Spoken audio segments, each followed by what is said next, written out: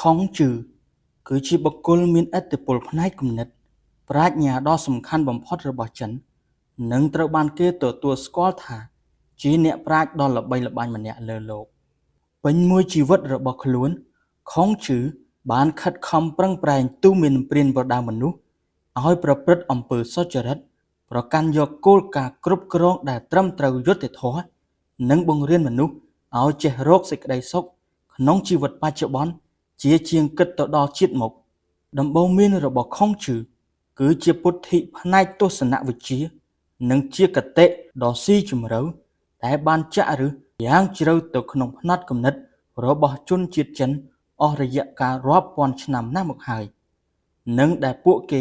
បាននាំគ្នាគោរពប្រតិបត្តិយ៉ាងខ្ជាប់ខ្ជួនអំពីដំបូន្មានទាំងនោះទុកជាគតិប្រចាំជីវិតនេះជាហេតុផលដ៏សំខាន់ដែលធ្វើឲ្យចិនគឺជាប្រទេសដែលអាចថែរក្សាប្រពៃណីទំនៀមទម្លាប់របស់ខ្លួនបានយ៉ាងគង់វង្សរហូតដល់សព្វថ្ងៃនេះខុងជឺកើតនៅឆ្នាំ551មុនគ្រិស្តសករាជក្នុងនគរលូតំបន់សានតុងបច្ចុប្បន្នកំព្រាឪពុកតាំងតែពីនៅជាកុមារហើយត្រូវរស់នៅជាមួយម្ដាយដែលប្រឈមមុខនឹងស្ថានភាពក្រលំបាកយ៉ាងខ្លាំងប៉ុន្តែទោះជាយ៉ាងណាក៏ដោយម្ដាយរបស់ខុងជឺនៅតែខិតខំជំរុញកូនឲ្យបានរៀនសូត្ររហូតទាល់តែមានចំណេះវិជ្ជាយ៉ាងខ្ជាប់ខ្ជួននិងខ្ពង់ខ្ពស់បំផុតខុងជឺជាមនុស្សដែលស្រឡាញ់ការសិក្សាជាខ្លាំងហេតុនេះហើយទើបគាត់ខិតខំស្វះស្វែងរៀនសូត្រមុខវិជ្ជាសពបែបយ៉ាងរួមទាំងក្បួនពិធីសាសនាចម្រៀងកំណាព្យនិងក្បួនតម្រាផ្សេងៗដែលមានមកតាំងពីសម័យបុរាណដោយសារតែភាពឆ្លៀសវៃធ្វើឲ្យខុងជឺមានឈ្មោះល្បីល្បាញថាជាអ្នកដែលប្រកបដោយចំណេះដឹងសពបែបយ៉ាងសុសសាយទៅគ្រប់ទិសទីតាំងពីអាយុមិនទាន់20ឆ្នាំនៅឡើយពេលអាយុ30ឆ្នាំខុងជឺបានបង្កើតសាលារៀនឯកជនមួយកន្លែងដែលជាសាលាឯកជនដំបូងបង្អស់នៃប្រទេសចិនការបង្រៀនរបស់ខុងជឺបានផ្លាស់ប្ដូររូបភាពនៃការសិក្សាដែលខុសស្រឡះពីមុនធ្វើឲ្យប្រជាជនចិនភ្ញាក់រលឹកនាំគ្នាយកចិត្តទុកដាក់នឹងការសិក្សាព្រមទាំងវប្បធម៌ជាខ្លាំងខុងជឺបានប្រើវិធីដ៏សាមញ្ញនៅក្នុងការទទួលសិស្សឲ្យចូលរៀនដោយគ្រាន់តែជូនរបស់បន្តិចបន្តួចសម្រាប់ថ្លៃសិក្សាតែប៉ុណ្ណោះកូនសិស្សរបស់ខុងជឺភាគច្រើនទទួលបានចំណេះដឹងយ៉ាងខ្ពង់ខ្ពស់ស្ទើរគ្រប់ផ្នែកខុងជឺពេញចិត្តនឹងអាជីពរបស់ខ្លួនជាខ្លាំងគាត់ខិតខំពុះពីអស់ពីកម្លាំងកាយកម្លាំងចិត្តបង្ហាត់បង្រៀននិងកំណត់បទបញ្ជាចំពោះសិស្សយ៉ាងតឹងរ៉ឹងរហូតធ្វើឲ្យសាលារៀនរបស់គាត់សម្រេចជោគជ័យយ៉ាងខ្ពង់ខ្ពស់និងទទួលបានការគាំទ្រជាខ្លាំងពីសង្គមចិននាសម័យនោះខុងជឺមានបំណងចង់ជួយអភិវឌ្ឍទឹកដីនគរលូឲ្យកាន់តែរឹងមាំនិងរីកចម្រើនប៉ុន្តែគាត់ហាក់គ្មានឱកាសទាល់តែសោះព្រោះដោយសារតែអស់ពួកមន្ត្រីចំណិតនឹងព្រះរាជាតែងតែនិយាយមួយបង្កាច់ពីគាត់ក្នុងផ្លូវមិនល្អជាប្រចាំធ្វើឲ្យខុងជឺបានទទួលតំណែងត្រឹមតែជាមន្ត្រីថ្នាក់ទាបជារៀងរហូតមកលុះរហូតដល់ខុងជឺអាយុ51ឆ្នាំទើបគាត់ទទួលបានរាជបញ្ជា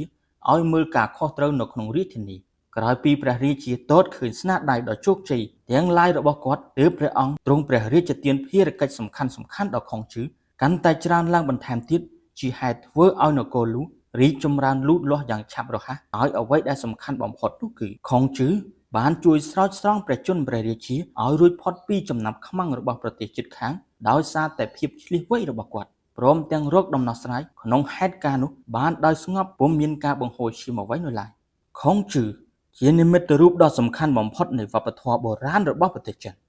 គាត់ពុំមែនត្រឹមតែជាអ្នកប្រាជ្ញខាងប្រវត្តិសាស្ត្រប៉ុណ្ណោះទេគាត់ក៏ជាទស្សនវិទូផ្នែកនយោបាយនិងសិលធម៌ដ៏ល្បីល្បាញផងដែរគាត់បានចំណាយពេលដល់ទៅ30ឆ្នាំនៅក្នុងការត្រាច់ចរទៅតាមទីតំបន់នានាដើម្បីផ្ដល់ជាគំនិតយោបល់និងវិធីសាស្ត្រផ្សេងៗដល់បណ្ដាអ្នកគ្រប់គ្រងដែលជឿនិងគោរពមកលើរូបគាត់ក្រោយពេលដែលគាត់ទទួលអានិច្ចកម្មទៅទ្រឹស្ដីបង្រៀននៅតាមសាលានានា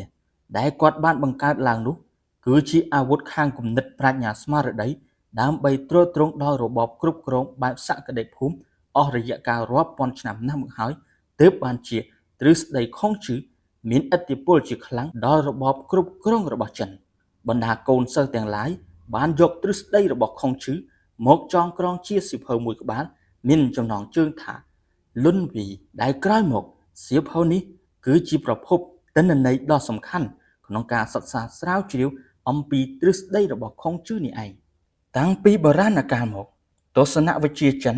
ឈរនៅលើការជួយគ្នាទៅវិញទៅមកព្រោះជនជាតិចិន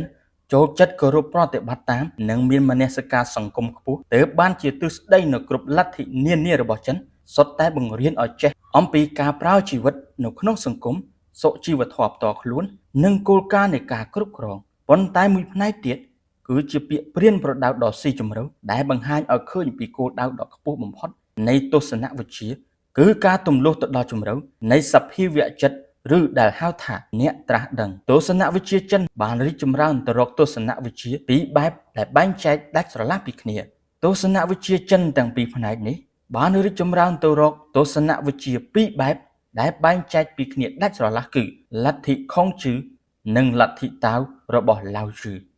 លទ្ធិខុងជឺផ្ដោតទៅលើការរៀបចំបែបបទសង្គមនិងជាមូលដ្ឋានគ្រឹះនៃប្រព័ន្ធសិក្សារបស់ចិនមានក្រឹតក្រមសីលធម៌ដ៏ខ្ជាប់ខ្ជួនដំបូងមានព្រានប្រដៅយ៉ាងល្អិតល្អន់និងពិធីសែនព្រេនគោរពបូជាដល់បុព្វបុរសផ្ទុយទៅវិញលទ្ធិតាវផ្ដោតសារៈសំខាន់ទៅលើមាគ៌ារស់នៅតាមក្រមធម្មជាតិក្តីសុខតាមទស្សនៈរបស់លទ្ធិតាវគឺបង្រៀនឲ្យមនុស្សចេះរៀបចំដំណើរជីវិតទៅតាមច្បាប់ធម្មជាតិនិងជឿជាក់លើបញ្ញាញាណរបស់ខ្លួនឯងនៅដំណាក់កាលចុងក្រោយនៃជីវិតរបស់ខុងជឺគាត់បាននិពន្ធសៀវភៅមួយក្បាលដែលមានចំណងជើងថាឈុនឈីវជាសៀវភៅដែលទាក់ទងនឹងជីវប្រវត្តិរបស់អច្ឆរិយបុគ្គលនិងព្រឹត្តិការណ៍សំខាន់ៗ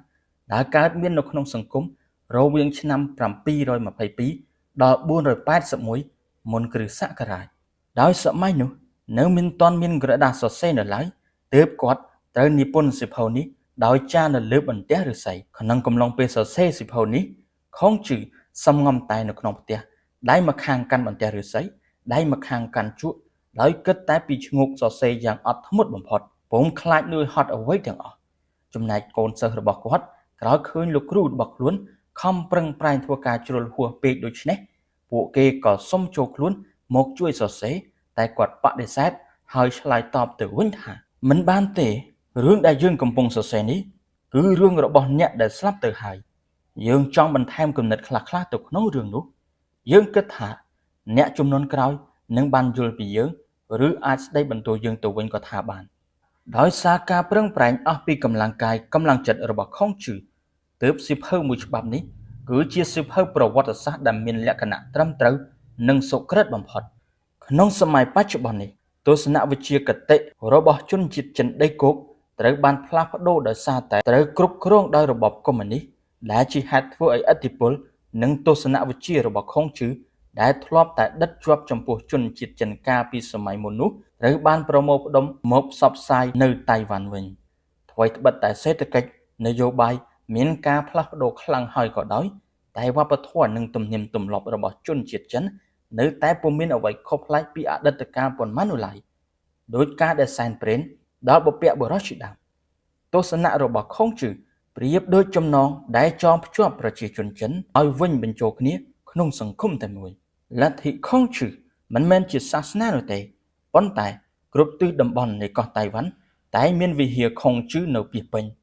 ពាក្យព្រានប្រដៅរបស់គាត់ត្រូវបានគេយកមកចារឹកនៅតាមទីសក្ការៈបូជាផ្សេងៗក្មេងៗទាំងឡាយតែងត្រូវបានគេបណ្ដុះបណ្ដាលឲ្យសិក្សារៀនសូត្រនិងអនុវត្តតាមពាក្យព្រានប្រដៅរបស់ខុងជឺតាំងពីតូចៗរហូតរៀងមកដោយផ្ដើមចេញពីគ្រួសារសាលារៀនដែលជួយបញ្ជាក់បន្ថែមទៀតទៅលើមនសិការរបស់ក្មេងៗ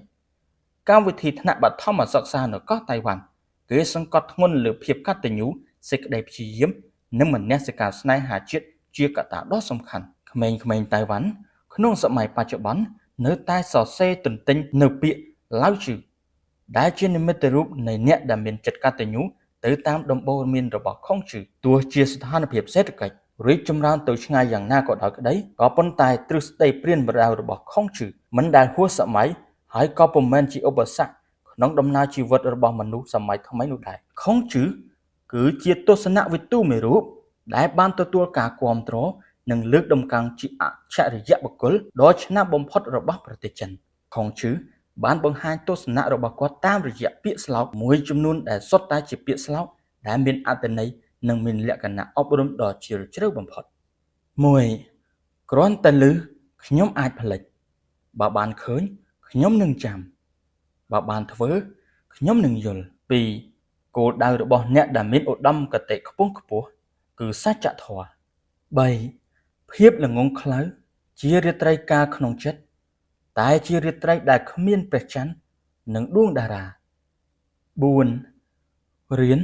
តែមិនព្រមគិតគឺខូចខាតគិតតែមិនព្រមរៀនគឺគ្រោះថ្នាក់5អ្នកដែលពូកែនិយាយបញ្ចើចបញ្ចើលើកជើងបញ្ជោមានតិចតួចណាស់ដែលជាអ្នកដែលមានមេត្តាធម៌ចំណែកមនុស្សដែលប្រកាន់យុត្តិធម៌មនុស្សដាច់ខាតមោះមុតនិងមនុស្សសាមញ្ញមិនសូវមានវោហារច្រើនជាមនុស្សមានមេត្តាធម៌6មនុស្សដែលប្រព្រឹត្តដោយធម៌នឹងមិនឯកានោះទេព្រោះតែមានមនុស្សគោរពស្រឡាញ់និងយល់ចិត្តជានិច្ចព្រឹត្តិការណ៍សំខាន់ខុងជឺកើតនៅថ្ងៃទី3ខែកញ្ញាឆ្នាំ551មុនគ្រិស្តសករាជឆ្នាំ532មុនគ្រិស្តសករាជ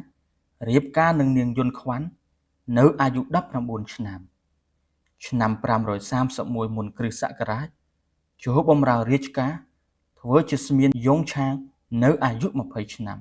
ឆ្នាំ531ដល់524មុនគ្រិស្តសករាជធ្វើជាមន្ត្រីថ្នាក់ទាបក្នុងចន្លោះអាយុ20ដល់27ឆ្នាំឆ្នាំ521មុនគ្រិស្តសករាជ